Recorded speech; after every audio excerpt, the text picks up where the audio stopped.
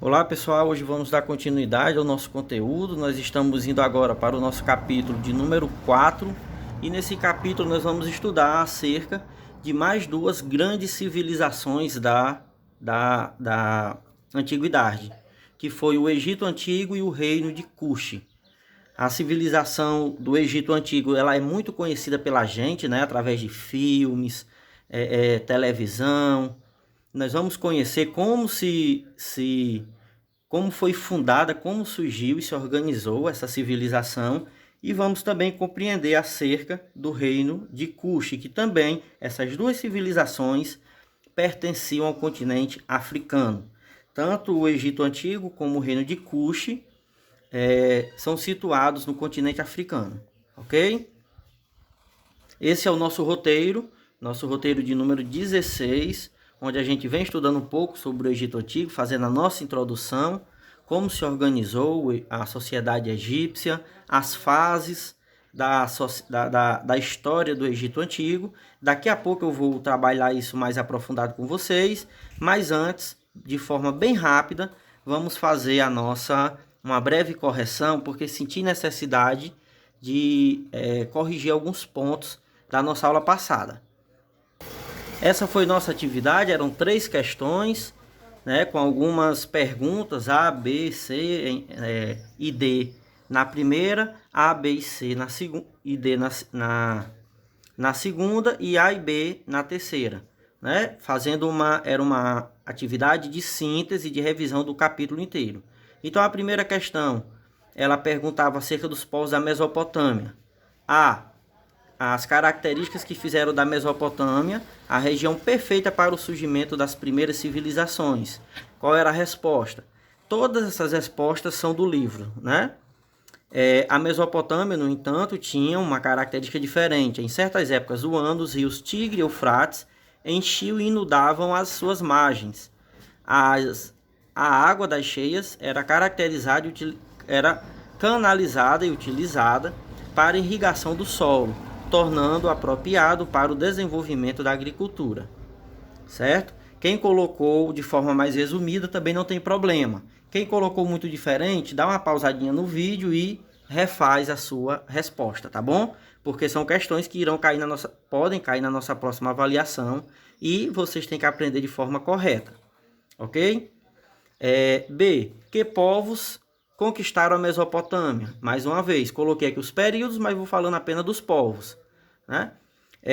O domínio dos sumérios, depois veio o domínio dos acadianos, depois veio o domínio dos babilônicos, o domínio dos cassitas, domínio dos assírios e, por último, o domínio dos caldeus.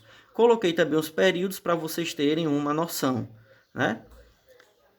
Mais uma vez, quem tiver colocado, por exemplo, só o nome dos povos que dominaram a região, também não tem problema, pode deixar.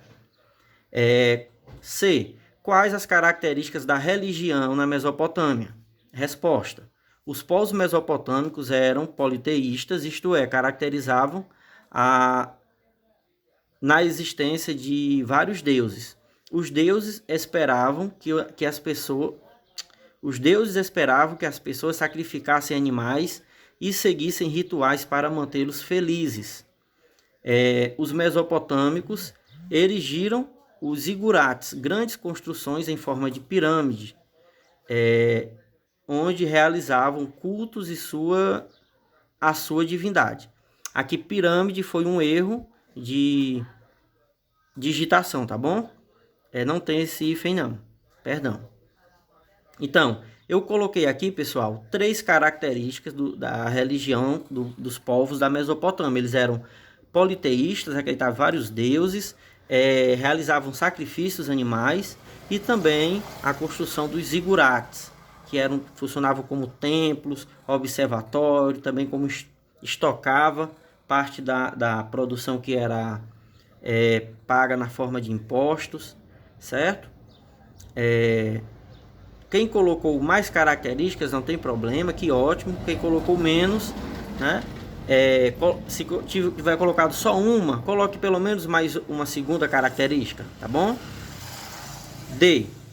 Como se chama a forma de escrita desenvolvida pelos sumérios e como era realizada? Resposta. escrita cuneiforme, desenvolvida pelos sumérios no 4º milênio a.C. Seu nome vem de cunha, que era a forma de instrumento de junco utilizado para gravar os sinais em tablets de barro úmido, né? Nós vimos isso daqui bem detalhadamente, não foi? A segunda questão, sobre o povo fenício e hebreu, responda. Qual era a principal atividade econômica dos fenícios e qual a forma de transporte utilizada pelos fenícios para desenvolver sua principal atividade econômica? Primeira resposta, o comércio era a principal forma de atividade econômica, e a principal forma de transporte utilizada para desenvolver o comércio foi a navegação. Comércio e navegação. B. Descreva a forma de escrita desenvolvida pelos fenícios. Resposta: alfabeto fonético. O alfabeto foi uma das maiores invenções da humanidade. A grande inovação fenícia para o seu desenvolvimento foi a utilização de sinais que representavam apenas sons, o que deu origem ao alfabeto fonético. Mais uma vez, todas essas respostas foram tiradas do livro. D. A primeira forma de governo do povo hebreu foi o patriarcado. Descreva em que consiste o patriarcado. Resposta: a sociedade hebraica era organizada em comunidades chamadas de tribos. Cada uma delas era governada por um patriarca. Essa forma de organização social era conhecida como patriarcado. Então ela era governada por um homem geralmente mais velho, né? Patriarca, grande pai ou velho pai. Terceira e última questão, sobre os persas e chineses, que eu acabei colocando apenas sobre os persas para não ficar muito extensa. Qual a finalidade das estradas no Império Persa? Para facilitar a administração do império, os persas construíram uma rede de estradas que interligava as diferentes satrápias. Além da construção de estradas, os persas criavam uma moeda única, o dário, e padronizaram um sistema de pesos e medidas. B. Quais as características do zoroatrismo, que era a religião do povo persa? Cada pessoa teria a liberdade para escolher entre o bem e o mal nessa religião, né? Se optasse por fazer o bem e seguir a máxima zoroástrica, bons pensamentos, boas palavras e boas ações, seria recompensada ao morrer com o reino de Ahura Mazda, cheio de luz e bondade. Se escolhesse o mal e alimentasse sentimentos ruins, seria condenada ao reino das sombras, morada de Ahriman. Então, tinha essa ideia, né, do bem, do mal, do céu, do inferno, né? Essas eram as características do zoroatrismo, que era a religião do povo persa. Então essa foi a nossa correção. A gente vai voltar para o nosso conteúdo de hoje acerca do Egito Antigo e do Reino de Cush, ok? Então, pessoal, voltando aqui para o nosso roteiro de hoje, número 16, onde nós vamos começar a estudar acerca de mais duas civilizações da antiguidade. A gente vai hoje situar sobre o Egito Antigo. A primeira característica do Egito Antigo é que, assim como na Mesopotâmia, como na China, né, essa civilização surgiu às margens de um rio, que é o segundo maior rio do planeta, que é o Rio Nilo, que fica na África. Né? Foi junto ao Rio Nilo que floresceu tribos, povos que formaram o reino do Egito Antigo. E também um segundo reino também ao longo do Rio Nilo, que foi chamado de o reino de Cush, né? Ambos no continente africano. Essa questão do rio, a gente já sabe que os rios forneciam água para as grandes plantações, né? Grandes plantações gerava produção, grãos, alimento para vários anos. Então a parte das pessoas já não precisava trabalhar na agricultura, foi trabalhar em outras coisas, sobrou pessoas para a construção de obras. A gente pode ver aqui nessa imagem do Egito Antigo, né? As conhecidas pirâmides, a esfinge. Os egípcios souberam fazer inúmeras inovações técnicas no rio, como barragens, canais de irrigação. Deixa eu ver se eu mostro aqui bem rápido. Então, pessoal, o Egito Antigo é uma civilização tão antiga quanto as civilizações, né, da Mesopotâmia, quase. Há cerca de pelo menos 5.000 anos, mais ou menos, antes de Cristo, já havia tribos que se localizavam ao longo do rio Nilo. E essas tribos foram cada vez aumentando mais, formando os primeiros povoados, né? Se vocês podem ver aqui em que parte do planeta está situado o rio Nilo e onde surgiu a civilização egípcia. E o importante é dizer que inicialmente era um conjunto de tribos, né? E essas tribos a gente já viu que com o passar do tempo, com o desenvolvimento da agricultura, da domesticação de animais, tribos iam prosperando mais, né? Iam plantando, fazendo grandes colheitas, e tudo isso gerou a guerra na humanidade. Uma tribo buscando tomar a produção, as terras, os animais de outra tribo. Começou a surgir essas disputas. Então, quando uma tribo dominava a terra de outra, ela ficava maior, né? O chefe daquela tribo ficava mais rico, ele tinha mais escravos, ele contratava mais pessoas para trabalhar armada para ele, que é aí que vai surgir os militares, né? Com o tempo, esses homens passaram a ser chamados de reis, né? Esses chefes de tribo. E inicialmente no Egito Antigo surgiu 2 reinos, o reino do Baixo e do Médio, aliás, o reino do Baixo e do Alto Egito. O reino do Baixo Egito era mais próximo ao mar, certo? Por isso que Baixo Egito. E o reino do Alto Egito, ele já era mais distante, né? Ele já entrava um pouco mais adentro do continente africano. Então, inicialmente, eram 2 reinos, Alto e Baixo Egito. Com o passar do tempo, vai haver guerra entre os 2 reinos e eles vão ser unificados, né? É aí que vai surgir o primeiro faraó, Menés. Ele vai unificar, ele era o rei do Alto Egito, né? E ele vai conquistar o Baixo Egito através de uma série de disputas. Então ele vai se tornar o senhor supremo das terras do Egito, né? Essa imagem é bem interessante, que vocês conseguem ver. Aqui é o rio Nilo, né, nos dias atuais. E vocês conseguem ver de que forma o rio Nilo, ele ele foi quem permitiu o florescimento da sociedade egípcia, porque sem o rio Nilo não teria tido como eles se transformarem em uma grande civilização, com grandes plantações, né? Com grandes rebanhos, com a grande riqueza, né? Aqui é uma imagem por satélite que vocês conseguem ver que a região ela é toda desértica, né? Mas devido ao rio Nilo, ao longo do percurso do rio Nilo, vocês conseguem ver tudo verde. Então foi nesse percurso aqui que surgiu, se desenvolveu a sociedade egípcia, né? Outra característica, pessoal, o rio Nilo, todos os anos, ele tem uma cheia, né? E ele lava muitas quantidades de terras. E aí essa cheia deixa essas terras sempre, todos os anos, mais férteis. Por quê? Quando há uma cheia de um rio, ele cobre com lama aquelas terras que ele encheu. E a lama, ela é cheia de nutrientes. Então essas terras que ficavam, depois que as águas baixavam, eram utilizadas para as plantações. Como você consegue ver aqui, um período de cheia, quando o rio baixava, as terras eram todas plantadas, né? E aí os egípcios souberam construir muito bem várias formas de captação de água, barragens, canais, vocês conseguem ver até mesmo rodas d'água que era usada para levar água de um lugar mais baixo para outro mais alto.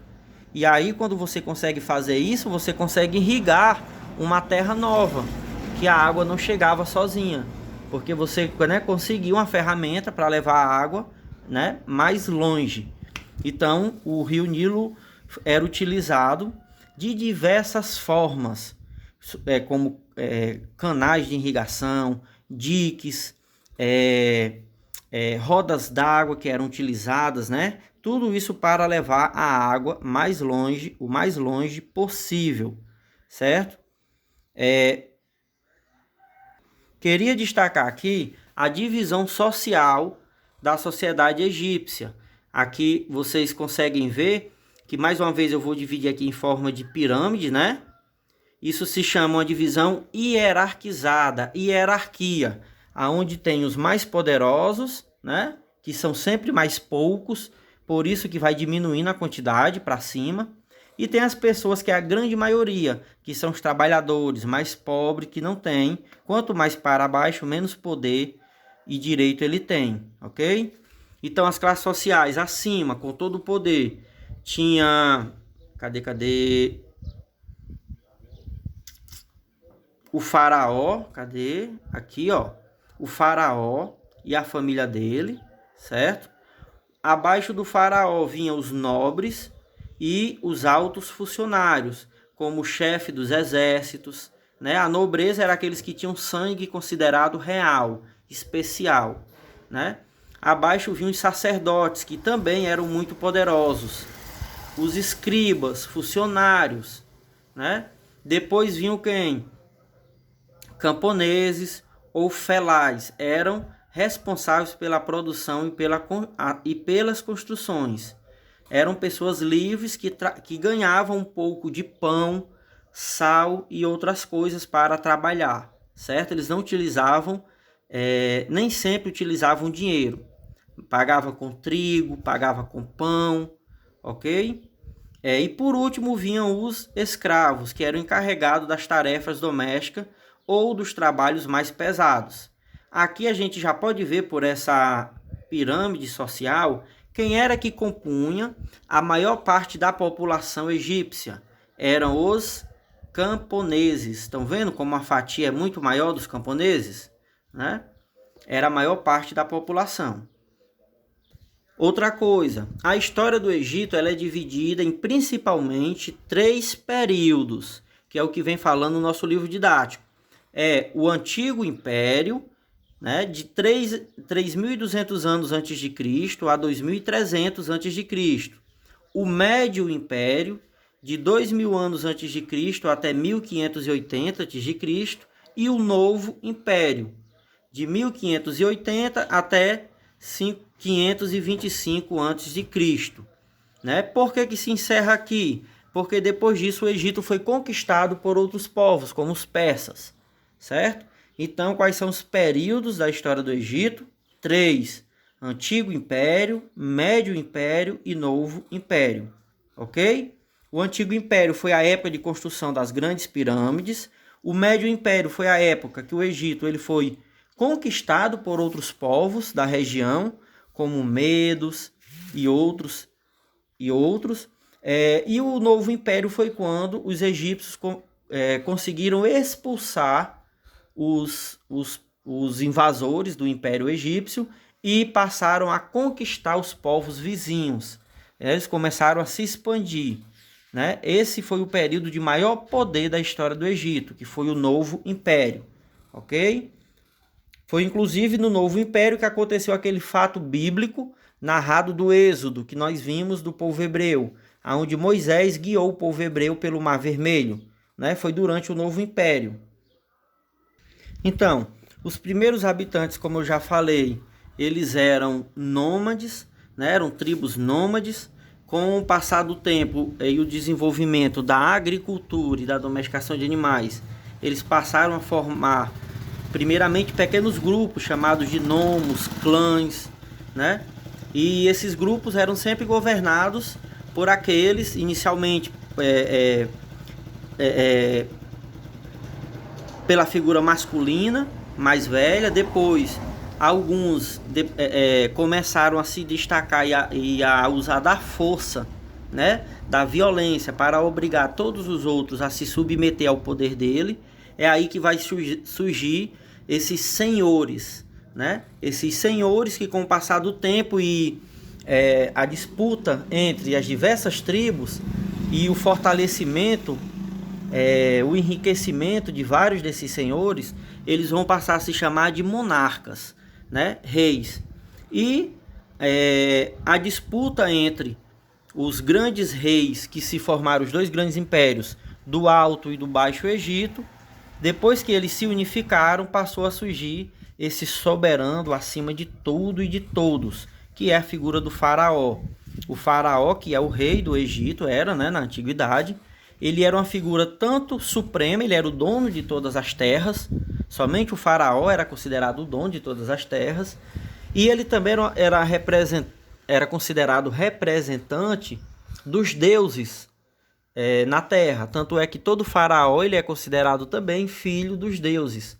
Então, as pessoas viam o faraó tanto como rei, como também como uma figura religiosa, era considerado sagrado. Durante grande parte do Egito, as pessoas normais, comuns, os servos, eles não podiam olhar diretamente para o faraó, né? Somente muito tempo depois, quando os faraós começaram a sair do palácio, a guerrear, é que as pessoas comuns tiveram essa chance de olhar diretamente para o faraó. Mas durante muito tempo, o faraó era considerado, durante toda a história do Egito, né? Mas durante o Alto Império, por exemplo, mais de 3.500 anos antes de Cristo, ele teve início, as pessoas comuns não tinham direito de olhar para o faraó, porque era considerada figura divina, certo? Isso daqui eu queria destacar para vocês, pessoal. As dinastias, né? Teve início com a unificação dos dois reinos, Alto e Baixo Egito, simbolizados pela coroa vermelha e branca, usada pelo seu chefe político, militar e religioso. O faraó divide-se em 3 períodos. Primeira coisa, aqui está meio embaçado, mas vocês estão vendo aqui a sucessão de 4 coroas, não é isso? Eu queria que vocês prestassem atenção primeiramente na primeira coroa, toda branca, não é isso?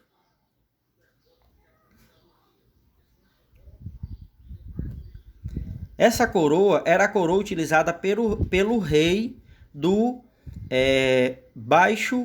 do Alto Egito, certo? E essa segunda coroa vermelha aqui era utilizada pelo rei do Alto Egito. Depois que houve o confronto entre os dois reinos e o rei do Alto Egito ganhou a disputa, né, conquistou o reino do Baixo Egito, as duas coroas elas foram unificadas, gerando a terceira coroa que vocês estão vendo, que é a união das duas, né? Separadas, aqui elas estão unidas, certo? E aí, cadê?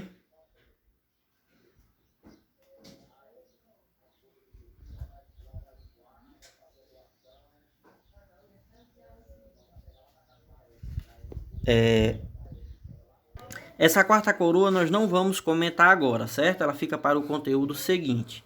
Por enquanto, sempre que vocês ouvirem falar em alguma avaliação nossa, o que significou na história do Egito a coroa vermelha e branca, ela significou a união dos dois reinos, do Alto e do Baixo Egito, ok? Então, esses 3 períodos da história do Egito Antigo, como eu já falei, o Antigo Império, que foi o primeiro, né?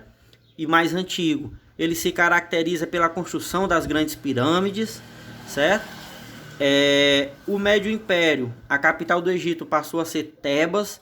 Nesse período se destacam as construções de muitos canais de irrigação, reservatórios de água. Sofreu invasões dos Hicsos em 1700 a.C., que mantiveram o domínio por 2 séculos, 200 anos, quando foram expulsos, iniciando para os egípcios uma nova fase, que foi justamente o Novo Império, e que ela se caracteriza pelo militarismo, e o Egito começou a estender suas fronteiras até o rio Eufrates, lá na Mesopotâmia.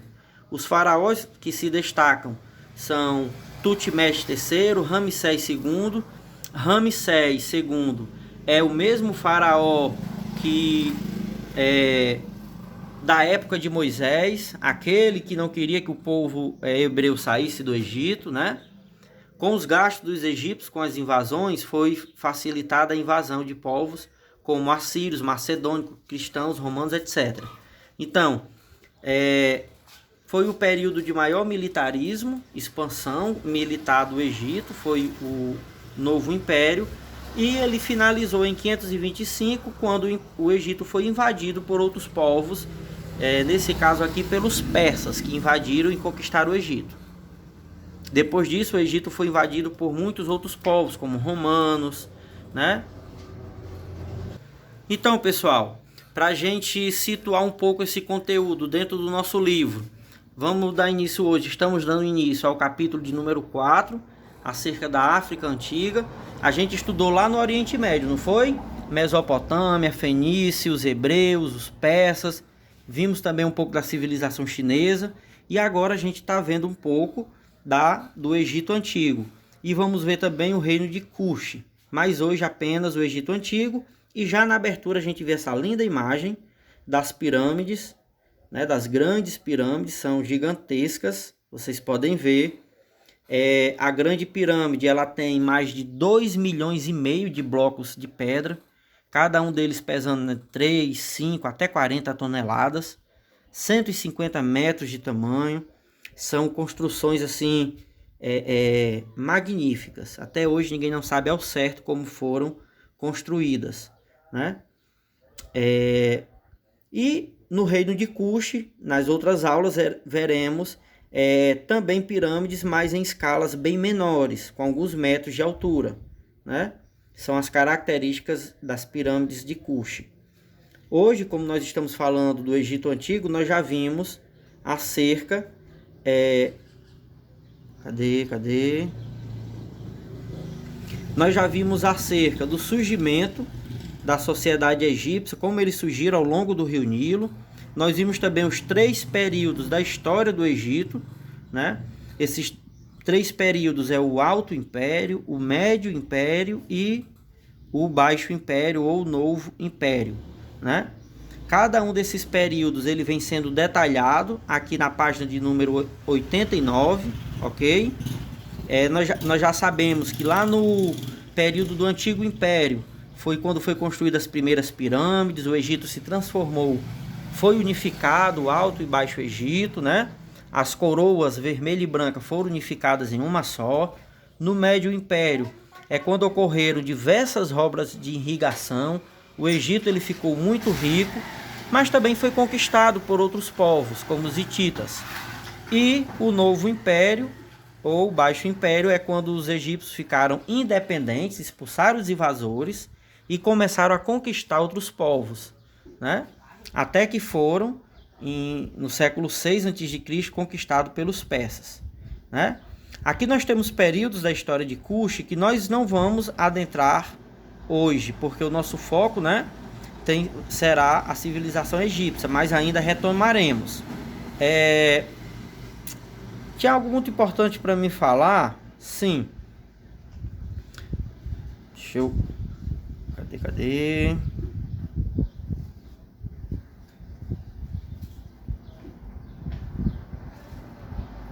Esse mapa, os antigos egípcios, esse mapa da página 90, pessoal, ele traz bem detalhadinho pra gente aqui. Cadê? Aquilo que nós vimos, né? Ele traz as regiões férteis, aqui sempre acompanhando o rio Nilo, como vocês conseguem ver, é sempre uma faixa, né, estreita em meio ao deserto. A região desértica, essa região de amarelo. E aqui vocês podem perceber onde era situado o Alto e o Baixo Egito. O Baixo Egito ficava na região aqui mais próxima ao mar Mediterrâneo, né? Na cabeceira do rio, onde o rio desembocava no delta do rio Nilo. A capital era Gizé, Mênfis depois passou a ser Gizé. E o Alto, aqui tem a fronteira pontilhada, e o Alto Egito ficava mais recuado para dentro do continente. A capital era Tebas, né? Então, foi no... Cadê? foi durante o período do Antigo Império que houve tanto a construção das pirâmides como a unificação do Alto e do Baixo Egito, que foi a junção lá das duas coroas, né? E essa unificação ela aconteceu através da guerra, certo? Então aqui na página 89, vocês vão ver de que forma o Rio Nilo ajudou a essas primeiras tribos a terem grandes plantações, a enriquecerem no sentido de ter fartura, certo? Serem ricas com grandes produções, estocando muita comida, os rebanhos de animais cada vez maiores, e começou a disputa entre essas tribos até que formou os dois reinos do Egito Antigo e que depois eles foram unificados através da guerra. E o primeiro faraó foi Menes, como vocês podem ver aqui no período do Antigo Império, né? Passando, eu acho que aqui também fala um pouco de Menes, em algum lugar eu acho que eu deixei passar. Mas enfim, ele será o primeiro faraó, né, responsável pela unificação dos dois reinos. Então, olha só, para melhor enfrentar essas disputas, os membros das comunidades agrícolas foram se unindo e formando dois reinos distintos, Baixo Egito e o Alto Egito. Cerca de 300 anos depois, em 3100 a.C., um governante do Alto Egito, chamado Menes, unificou os dois reinos e tornou-se o primeiro faraó egípcio. Ele assumiu o controle dos nomos, que eram essas tribos, né? Criando assim um estado unificado, um reino, um território unificado, certo? Então, pessoal, cadê outro ponto importante? Aqui nesse parágrafo, a figura do faraó, como eu já falei, ela era uma figura tanto política, ele era um governante, como era considerado também um filho representante dos deuses no mundo, certo? Então, o governo do Egito antigo ele era chamado também de teocrático, poder de uma figura religiosa, poder dos deuses, né? Ou poder de um ser divino, ou poder de um rei divino. Teocracia significa poder divino, poder de um ser divino, no caso aqui um rei divino, que era o faraó. A organização social nós já vimos, o faraó, abaixo dele vinha a nobreza, sacerdotes, funcionários, escribas, né? Comerciantes, artesãos, nobres, militares, funcionários. Embaixo de todos vinham os camponeses, que era a maior parte da população, e os escravizados, que eram aqueles capturados em guerras, né? Na 92 e na 93, nós temos a transformação da paisagem do Rio Nilo. Então, de que forma as pessoas utilizavam a água do Nilo, utilizaram para construir essa grande civilização que foi o Egito Antigo. Então, vocês podem ver, a própria vegetação era utilizada para a construção de embarcações, né? Para pescar, para navegar, para comercializar. A água era utilizada para plantações. Vocês estão vendo aqui canal de irrigação. Olha só que interessante. Aqui tem uma gangorra. Essa gangorra ela era utilizada para pegar água do rio, que é mais baixo, e botar para o canal de irrigação, que era na terra mais alta. Uma pessoa ficava com essa gangorra, né? Então vocês vão ver as casas, formando os primeiros povoados e depois cidades. Um pouco da alimentação, como cereais, cevada, trigo, arroz, né? As pessoas plantando, colhendo. Olha só aquela gangorra que eu falei, que é o chaduf. Era o instrumento utilizado para retirar a água do rio Nilo e irrigar as plantações. Olha só que interessante, pessoal, né? Essa gangorra que eles utilizavam para retirar água do rio e colocar em um terreno mais alto, né? Que formava os canais para a irrigação. E vocês já podem ver aqui de que forma o rio Nilo foi utilizado para o transporte de blocos de pedra, para a construção de pirâmides, né? As pirâmides também ficam no entorno do rio Nilo, toda a civilização do Egito. Eles construíram uma civilização, né? Graças ao rio Nilo. Vocês podem ver bem melhor nas páginas 92 e 93, a criação de animais, de que forma eles mediam as terras, né? A demarcação, as cordas com nós, os côvados chamado, que é um côvado, a distância do cotovelo até o dedo mindinho, era utilizado para demarcar as terras. Tal pessoa vai ter 20 côvados quadrados, né? Então cada côvado era do cotovelo ao dedo mindinho, ok? Então esse foi o Egito Antigo, a gente finaliza aqui e a gente passa agora ao grupo para fazer a nossa atividade de hoje, tá bom? E na próxima semana a gente continua com conteúdo acerca da religião, das crenças e também do reino de Kush.